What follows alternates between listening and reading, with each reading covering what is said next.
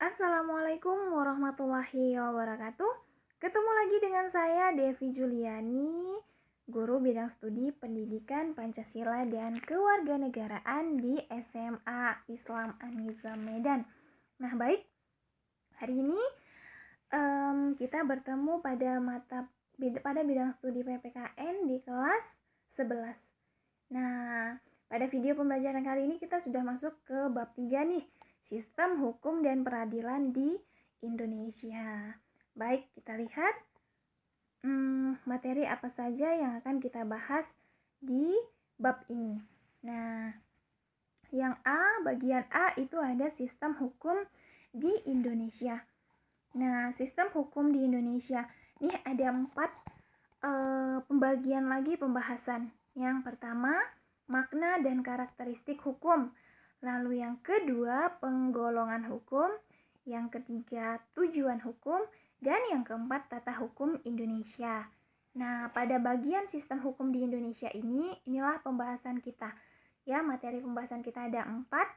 Nah, ada makna dan karakteristik hukum, kemudian penggolongan hukum, tujuan hukum, dan terakhir nanti ada tata hukum Indonesia.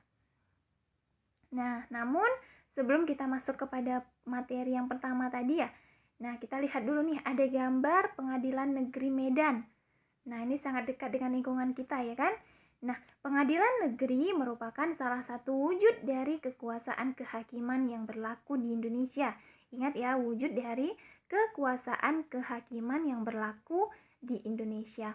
Kekuasaan kehakiman merupakan elemen penting dalam konsep negara hukum yang diberlakukan di Indonesia. Nah, karena memang kita menganut sistem negara hukum, ya kan? Nah, konsekuensi dari ditetapkannya negara kita sebagai negara hukum adalah bahwa segala kehidupan kenegaraan selalu berdasarkan kepada hukum. Nah, nggak boleh sembarangan ya kan? Karena semuanya sudah diatur dalam perundang-undangan. Nah, untuk menjaga dan mengawasi bahwa hukum itu berlaku dengan efektif tanpa adanya pelanggaran-pelanggaran serta menegakkan keadilan, maka di negara kita dibentuklah lembaga peradilan. Nah, lembaga peradilan merupakan sarana bagi semua pencari keadilan untuk mendapatkan perlakuan yang semestinya di depan hukum. Nah, makanya kalau ada persidangan itu dilakukan di pengadilan negeri gitu ya kan. Nah, untuk mendapatkan yang namanya keadilan di dalam hukum. Nah, itu sebagai pengantar saja. Kita masuk ke pembahasan yang pertama, yaitu makna dan karakteristik hukum. Nah, jadi sebenarnya apa sih hukum itu gitu ya kan? Lalu bagaimana ciri-ciri hukum itu? Jadi, seorang filsuf pernah mengatakan bahwa hukum itu ibarat pagar di kebun binatang. Bisa mungkin dibayangkan ya kan? Mulai dibayangkan. Hukum itu seperti pagar di kebun binatang. Mengapa orang berani pergi berkunjung ke kebun binatang? Ya karena ada pagar yang membatasi antara liarnya kehidupan binatang dengan para pengunjung. Nah, jika tidak ada pagar yang memisahkan pengunjung dengan binatang, tentu saja tidak akan ada orang yang berani masuk ke kebun binatang. Para pengunjung dapat menikmati kehidupan binatang dengan aman karena ada pagar yang membatasi mereka dengan binatang buas. Nah, mungkin bisa kita bayangkan gitu ya kan? Nah, kita yang mungkin pernah ataupun sering berkunjung ke kebun binatang, gitu. Nah, kenapa kita berani masuk ke dalam? Karena memang ada pagar pembatasnya gitu. Kalau nggak ada pagar pembatasnya, wah, hajab tuh ya kan? Bisa kita yang menjadi santapan dari hewan-hewan buas itu gitu. Nah, karena ada pagar pembatas tadilah. Nah, pagar pembatas tadi itu ibarat hukum itu gitu. Nah, demikianlah hukum itu pada hakikatnya merupakan pagar pembatas agar kehidupan manusia aman dan damai. Nah, coba bayangkan jika seandainya di negara kita ini tidak ada hukum, dapat diperkirakan kesemrawutan akan terjadi dalam segala hal. Mulai dari kehidupan pribadi sampai pada kehidupan berbangsa dan bernegara. Sebagai contoh, kalau seandainya tidak ada peraturan lalu lintas, kita tidak akan dapat memperkirakan ke arah mana seorang pengendara kendaraan bermotor akan berjalan, di sebelah kiri atau kanan. Nah, benar saja. Nah, bayangkan saja kita tinggal di negara yang berlandaskan hukum, negara hukum. Itu masih banyak terjadi kekacauan-kekacauan, gitu ya kan?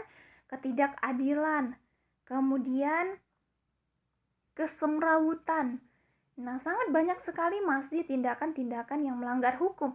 Lalu bagaimana kalau kita bukanlah negara hukum gitu, atau tidak ada hukum di suatu negara tersebut? Wah, nggak tahu tuh bakalan jadi apa ya kan? Nah, contohnya tadi sebagai dalam lalu lintas. Nah, bahkan memang semua itu diatur dalam hukum di negara kita. Dari kalau berjalan ataupun mengendarai kendaraan itu di sebelah kiri gitu ya kan.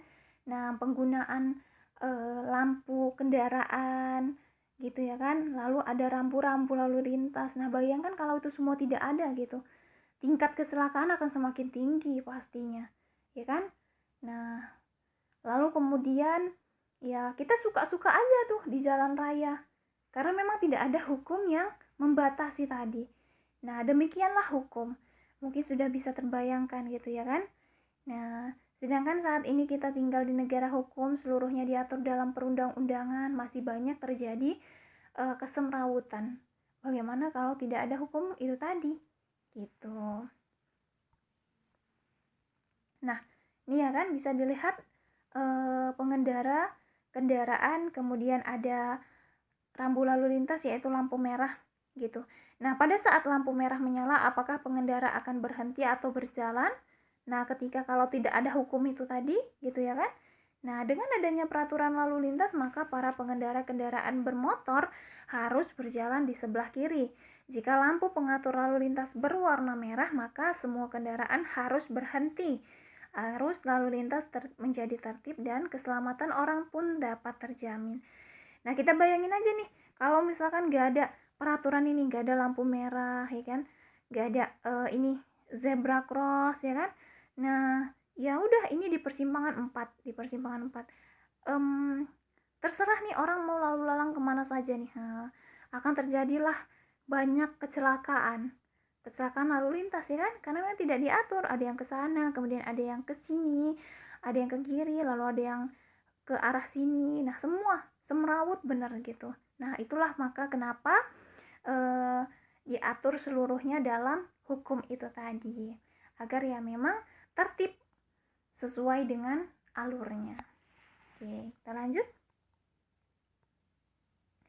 Nah, jadi dari penjelasan pada slide sebelumnya, kita dapat menarik kesimpulan bahwa hukum itu merupakan aturan, tata tertib, dan kaidah hidup. Ingat, hukum adalah aturan, tata tertib, dan kaidah hidup. Akan tetapi, sampai saat ini belum ada kesepakatan yang pasti tentang rumusan arti hukum. Nah, tapi kita bisa definisikanlah hukum itu apa, gitu ya kan? Nah, untuk merumuskan pengertian hukum tidaklah mudah, karena hukum itu meliputi banyak segi dan bentuk sehingga satu pengertian tidak mungkin mencakup keseluruhan segi dan bentuk hukum. Karena memang ketika kita berbicara hukum itu luas sekali maknanya, ya kan? Nah, maka dari itu ya untuk menyimpulkannya, ini tadi, hukum merupakan aturan, tata tertib, dan kaidah hidup.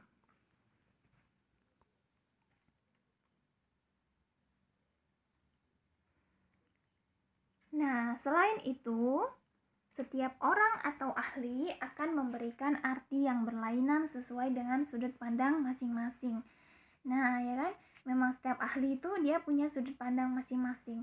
Dia memiliki pendapat sendiri mengenai hukum itu apa sih? Gitu ya kan? Nah, dari memang memiliki sudut pandang masing-masing yang akan menonjolkan segi-segi tertentu dari hukum. Sesuai dengan pandangannya lah, dia melihat hukum itu seperti apa, dia melihat hukum itu dari segi apa gitu ya kan. Nah, hal ini sesuai dengan pendapat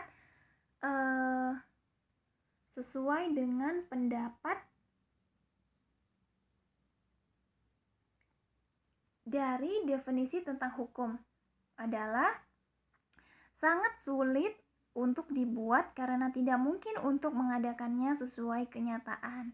Nah, akan tetapi meskipun sulit merumuskan definisi yang baku mengenai hukum, di dalam hukum terdapat beberapa unsur. Nah, karena memang sulit untuk mendefinisikan hukum itu gitu ya kan secara khusus, tetapi di dalam hukum itu terdapat beberapa unsur. Ya, yang pertama kita lihat. Yang pertama, peraturan mengenai tingkah laku manusia dalam pergaulan masyarakat. Lalu yang kedua, peraturan itu dibuat dan ditetapkan oleh badan-badan resmi yang berwajib. Jadi hukum itu dibuat tidak sembarangan. Ada pihak-pihak yang berwenang ataupun pihak-pihak yang memiliki kewajiban untuk membuat dan menetapkan hukum yang berlaku. Gitu ya kan, nggak kita suka-suka nih. Setiap orang itu bisa buat hukum sendiri. Wah, bakalan bisa dikatakan bakalan banyak hukum yang berlaku kalau gitu ya kan, dan nggak tahu nih siapa yang bakalan menjalankan hukum versi kita gitu. Lalu yang ketiga, peraturan itu bersifat memaksa, karena ketika tidak memaksa itu bukan hukum. Nah, ketika memaksa itu baru dikatakan hukum. Memaksa artinya kita wajib taat dan patuh terhadap hukum tersebut gitu. Kita harus menjalankan sesuai dengan yang telah ditentukan. Lalu yang keempat, sanksi terhadap pelanggaran peraturan tersebut adalah tegas. Nah, seperti pada video pembelajaran sebelumnya kita sudah singgung ya kan, bahwa sanksi yang diberikan terhadap pelanggar norma hukum itu tegas. Karena memang dianya diatur secara tertulis, ya kan? Dan memang diakui gitu, sudah diakui oleh suatu negara, maka dia tegas hukumnya. Nah, adapun yang menjadi karakteristik dari hukum adalah adanya perintah atau larangan. Perintah atau larangan tersebut harus dipatuhi oleh semua orang tanpa terkecuali. Nah, itulah namanya hukum. Dia perintah, berupa perintah ataupun larangan. Nah, wajib kita patuhi.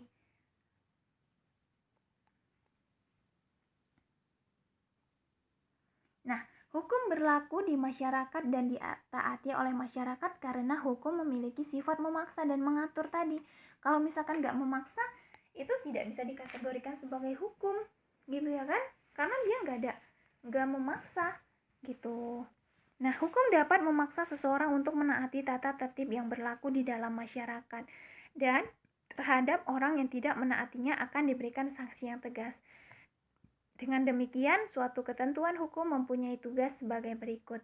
Nah, jadi kenapa dikatakan hukum itu memaksa? Contohnya saja, ketika kita mengendarai sepeda motor misalnya, kita wajib memakai helm, kemudian memiliki SIM, surat izin mengemudi, lalu melengkapi seluruh berkas, misalkan seperti kita membawa surat-surat kelengkapan, STNK, dan lain sebagainya ya kan.